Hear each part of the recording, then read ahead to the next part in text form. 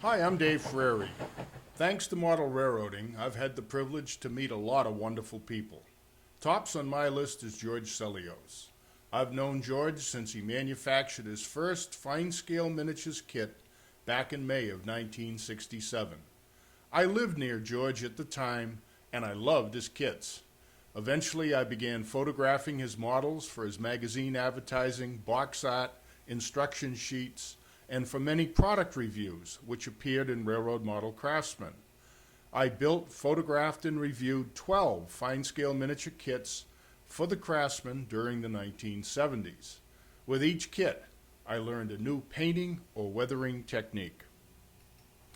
To date, George has produced 56 HO scale kits, and each kit is remembered for its old-timey charm, its rundown appearance, its interesting design, and for his great instructions.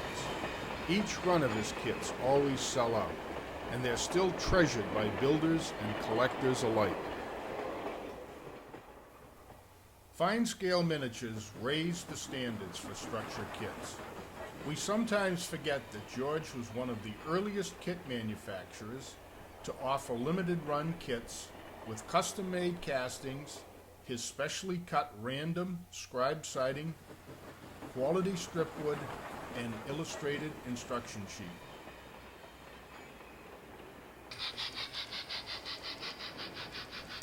A fine-scale miniature kit offered the novice builder a chance to have George hold his hand throughout the building, painting, and weathering process. And when the kit was complete, the modeler had a completely detailed structure set in its own realistic scene. How many times have you been in the contest room at a train show and seen one of George's kits offered as an entry? George's model railroad hero has always been John Allen, and he even dedicated a kit to him.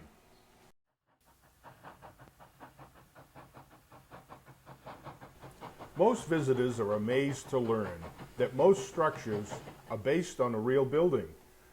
George built this bridge based on one in Manchester by the Sea in Massachusetts. When this video was shot in 1987, George had only completed to this point on the railroad. The early days of the Franklin and South Manchester certainly set the tone for what was to follow. George has improved his painting, weathering, and construction techniques to a point where they're now pure art. So come along with me and we'll see how the Franklin and South Manchester looks today. On March 6, 2002, the WB56 Morning News team visited the Franklin and South Manchester. Well guys, model railroading is becoming a very popular hobby. Coming up, we're going to be showing you the most intricate model railroad setup in the world. Model trains, all the rage. So, of course, Jen Rossi is jumping on the bandwagon this morning, aren't you, Jen? I certainly am, Darren. You should check this out. It's so cool. I can totally understand why model railroading is becoming the #1 fashion around, the #1 hobby. Coming up, I'll be finding out how you too can get involved. Different one. This is the world's greatest hobby, or one of the fastest growing. What's going on, Jen? Well, apparently, Darren, believe it or not, model railroading is becoming the largest hobby out there. It's growing at an incredible pace. This morning, we decided to head up to Peabody, Mass. to check out this model railroad that's been built by George Sellios. Good morning, George. Hi, Jan. George, this is amazing. When did you start? I started in 1985, but I've been working on it ever since, about 4 or 5 months out of the year. It is. There is so much detail. This is probably the most intricate in the world, I understand. And it takes you only a few days to make one of these buildings. How do you do all the little detail? Do you have little pincers in your hands? Well, I use tiny tools, and I work under a stereo microscope, and it can take me several months to do just one. But once I have that one master, I can make thousands of them. Wow. And what's your inspiration? Because a lot of these buildings look like you've seen them in real life. Well, old photos and just looking at old things, and plus I think I have that artistic nature in me, which I just love to create these models, these buildings. Let me ask you something, George. Are you married? Yes, I am. Does your wife ever get to see you? Yes, this is a regular job, but she thinks I'm a little crazy sometimes, the things I look at, all junk piles and all things like that, but she puts up with me. So you're always looking around, getting inspiration. What initially, were you into this as a child? Well, I think I started loving trains when my dad used to take me to Boston by train. That's when we had passenger service in Peabody. And I fell in love with trains, and then I saw the model train ads on TV. And from there, I purchased a Lionel train set, and from there, got... From there on, you've been addicted ever since. How big is this whole setup? Because we're only seeing a small section of it right now, aren't we, George? It's 23 feet wide by 42 feet long. And a lot of people think it's probably the most detailed model railroad in the world. I think it is. For those of us who aren't quite the expert that you are, George, they can attempt to make their own models with sets like these. And I understand you've got these little details that you actually make. How much would one of these go for? This one is $195 plus postage. And where would someone find out how to get hold of this? Well, I advertise in Model Railroader magazine. Everything is mail order, so they can complete instructions are given in the ad. Well, thank you very much, George. And George, I understand it's not just the average folk that do this. Apparently, Rod Stewart has a whole setup like this in his attic in LA, so it's becoming popular with pop stars as well. Back to you guys. How big is that setup that's behind you, Jen? It looks enormous. 23 by 40, what was it again? I think Darren was listening. I just about lost you there, guys, but it is huge.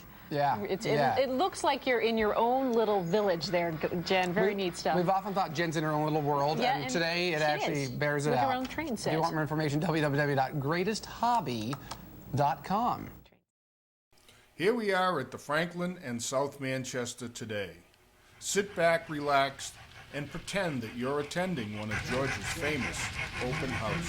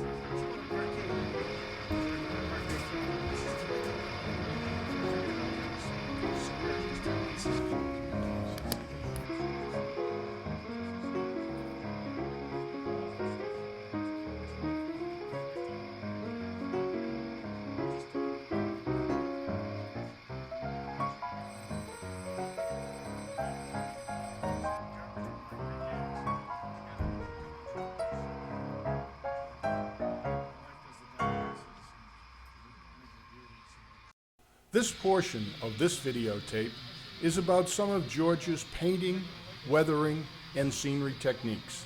George's techniques are tried and true, and they're easy to learn.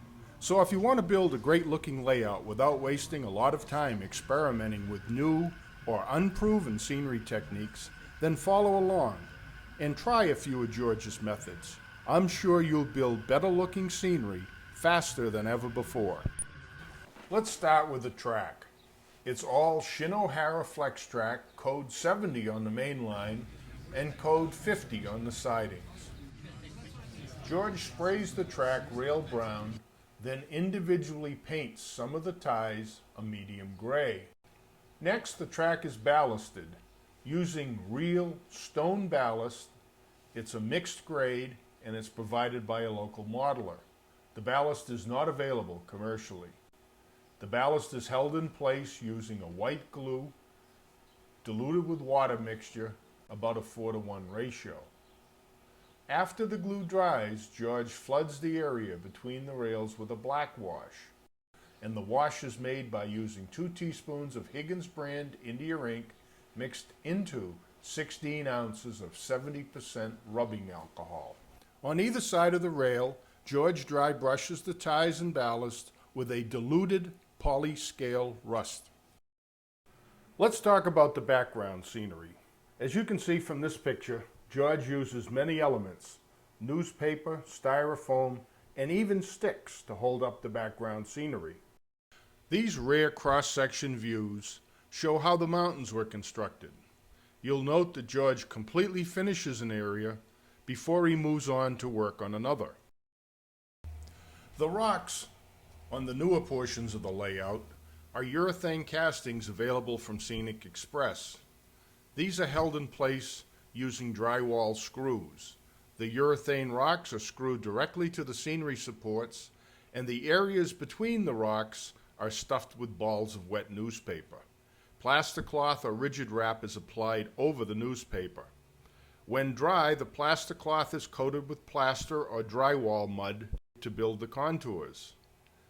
Last, the scenery is painted with a tan acrylic paint into which George has mixed dilute white glue, 3 parts water to 1 part glue, and contractor's sand. When the paint has dried, the scenery is detailed with light green vegetation, brown leaves, and lots of trees. The dead leaves are real, gathered in George's yard. He puts them in a blender with some water and whizzes them into the desired consistency. George paints the rock castings before they're set in place. He lays the castings on the floor and sprays them with a medium gray automotive primer. When dry, he squirts on a thin wash of acrylic raw sienna. Next, he squirts on some of his black wash, which is 2 teaspoons of India ink and a pint of rubbing alcohol, so it will help darken all the nooks and crannies of the castings. After the rocks are in place in the scenery, he dry brushes them with white. All the waterways on the Franklin and South Manchester are built basically the same way. A base is created either by pouring plaster or by using a plywood substrate. The base is colored, and in these examples you can see that George has tried many different colors depending upon the type of water, where it flows, and whether it's salt or fresh water. Next, George applies a thin layer of Envirotex on the water surface. Envirotex is a 2-part furniture refinishing epoxy. The Envirotex is self-leveling and produces a transparent mill pond effect when set. To produce a rippled effect that you see here, George teases the Envirotex just before it sets. Timing is everything. If you tease the water too early, it doesn't ripple. If you wait too long, it is set and resists having the surface prodded. Recently, George has started using gloss acrylic mediums and gels to model heavily rippled water, waterfalls, and waves. The froth and foam on the waterfalls is modeled with white polyfiber, which has been pushed into the surface of the still wet gel and then pulled away. All in all, George's waterways are by far the best I've ever seen on a model railroad. There are many types of roads on the Franklin and South Manchester, made from many different materials. Early on, George built the roads using Durham's rock-hard water putty. This is sold in most hardware stores and mixes with water to make a fine yellow plaster.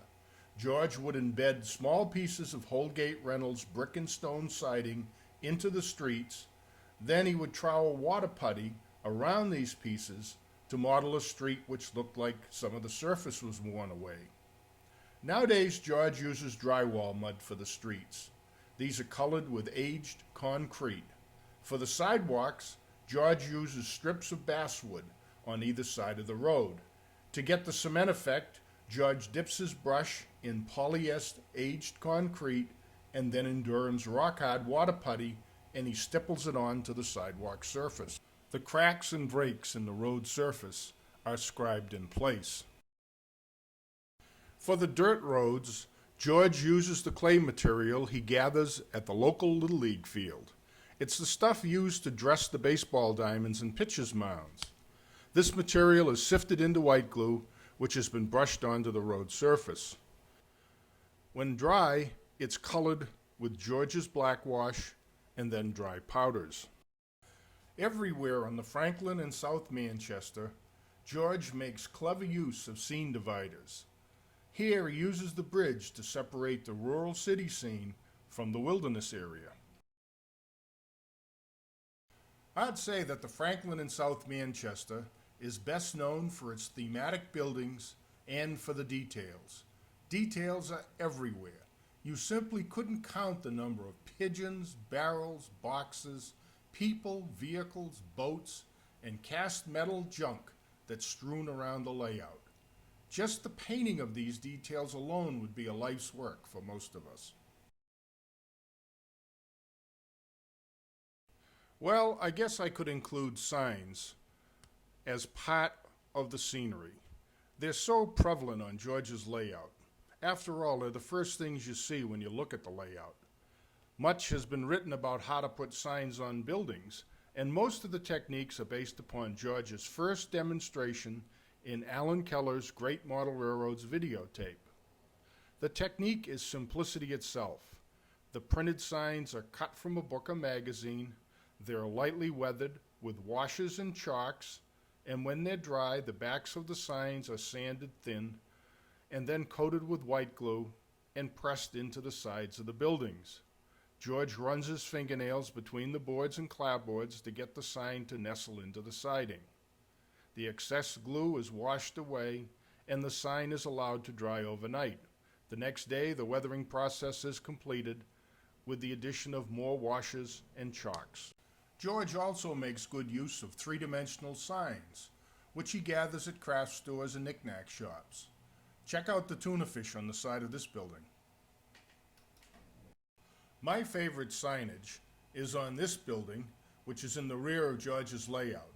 The front is made completely from colored photos of a real building that's in New York State. Here it is in the back rear of this shot, up against the background. And speaking of backgrounds, the blue sky with clouds you see here are printed, and George has mounted them on a plywood backing using wallpaper paste. Everywhere there's a seam, he's covered it with painted clouds, a smokestack, or even a tall building. You can see how effective cutout paper buildings are in increasing the distance and expanding the horizons. And the last background trick is the mirrors. It wasn't until I'd looked at this area 3 times that I figured out I was being fooled by a mirror. One is in this tunnel, and another along the back wall.